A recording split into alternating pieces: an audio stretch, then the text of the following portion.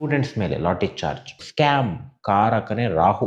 ಕೆಲವು ಅಧಿಕಾರಿಗಳ ಸಸ್ಪೆಂಡ್ ಆಗುತ್ತೆ. ವಿದ್ಯಾರ್ಥಿ ಸಂಘಟನೆಗಳೊಂದಿಗೆ ಮಾತುಕತೆ ನಡೆಸುವ ಪ್ರಯತ್ನ ಮಾಡುತ್ತೆ ಸರ್ಕಾರ. ಸಾರ್ವಜನಿಕ ವಿಶ್ವಾಸ ಮರಳಿ ಪಡೆಯಲು ಸುಧಾರಣೆಗಳು ಘೋಷಣೆ ಆಗುತ್ತೆ.